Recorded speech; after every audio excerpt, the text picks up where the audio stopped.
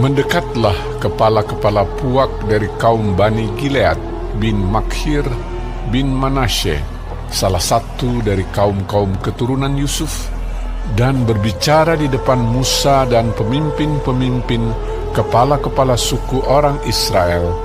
Kata mereka, Tuhan telah memerintahkan tuanku untuk memberikan tanah itu kepada orang Israel sebagai milik pusaka dengan membuang undi.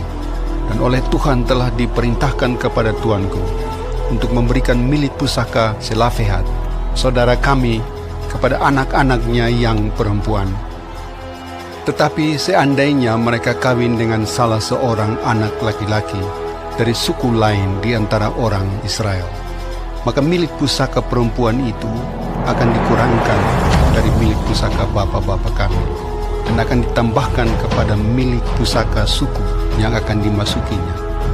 Jadi akan dikurangkan dari milik pusaka yang diundikan kepada kami. Maka apabila tiba tahun Yobel bagi orang Israel, milik pusaka perempuan itu akan ditambahkan kepada milik pusaka suku yang akan dimasukinya, dan akan dikurangkan dari milik pusaka suku nenek moyang kami. lalu Musa memerintahkan kepada orang Israel sesuai dengan titah Tuhan. Perkataan suku keturunan Yusuf itu benar. Inilah firman yang diperintahkan Tuhan mengenai anak-anak perempuan Selafehat. Bunyinya, mereka boleh kawin dengan siapa saja yang suka kepada mereka, asal mereka kawin di lingkungan salah satu kaum dari suku ayah mereka. Sebab milik pusaka orang Israel tidak boleh beralih dari suku ke suku, tetapi orang Israel haruslah masing-masing memegang milik pusaka suku nenek moyangnya.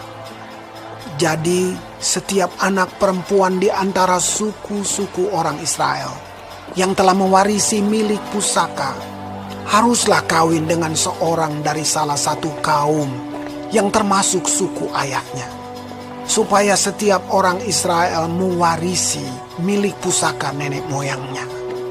Sebab milik pusaka itu tidak boleh beralih dari suku ke suku, tetapi suku-suku orang Israel haruslah masing-masing memegang milik pusakanya sendiri. Seperti yang diperintahkan Tuhan kepada Musa, demikianlah diperbuat anak-anak perempuan Zelafehat. Maka Mahla, Tirza, Hogla, Milka, dan Noah, anak-anak perempuan Zelafehat, kawin dengan anak-anak lelaki dari pihak saudara-saudara ayah mereka. Mereka kawin dengan laki-laki dari kaum-kaum Bani Manasye bin Yusuf, sehingga milik pusaka mereka tetap tinggal pada suku kaum ayahnya. Itulah perintah dan peraturan yang diperintahkan Tuhan kepada orang Israel dengan perantaraan Musa di dataran Moab di tepi sungai Yordan dekat Yeriko.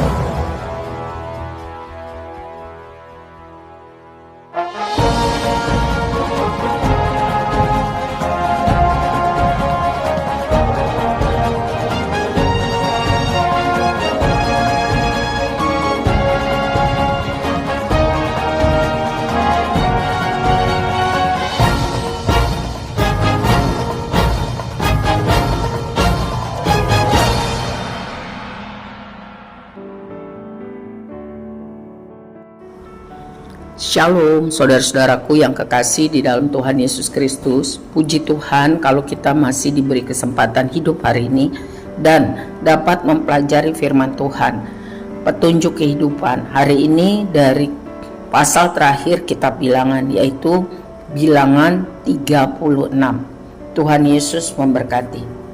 Saudara, meskipun ada peraturan tentang hak warisan terhadap anak perempuan yang keluarganya tidak punya keturunan laki-laki di dalam Bilangan 27, tapi kini ada persoalan baru. Bagaimana kalau anak-anak perempuan itu menikah dengan laki-laki dari suku lain? Apakah warisan mereka akan hilang atau bagaimana? Tentu itu semua harus diatur, dan Tuhan kita Tuhan yang sangat teratur. Dia tidak menghendaki hak waris milik pusaka beralih dari satu suku ke suku lain. Ya, jadi Tuhan menaruh perhatian pada setiap aspek kehidupan umatnya. Ya, kita harus minta petunjuk dan pimpinan Tuhan supaya hidup kita benar. Teladan yang baik dari putri-putri Selafehat, peraturan yang sudah dibuat, dan ketaatan anak-anak perempuan Selafehat dalam melakukan petunjuk Tuhan itu menjadi hal yang baik. Mereka menikah dengan orang-orang yang sudah diizinkan, yaitu supaya warisan tidak akan hilang. Firman Tuhan adalah petunjuk dalam hidup kita, jadi kita tidak hidup semau-maunya. Mari kita taat kepada kehendak Tuhan dalam segala hal. Ya. Ini contoh positif dari putri-putri Selafehat, teladan yang patut diikuti.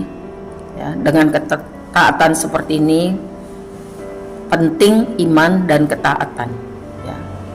Iman yaitu mau mencari Tuhan, mengutamakan kehendak Tuhan dalam setiap permasalahan hidup, sehingga ada jalan keluar waktu mereka taat. Semuanya untuk kebaikan dan damai sejahtera. Jadi hidup bukan semaunya, tapi hidup sesuai kehendak Tuhan.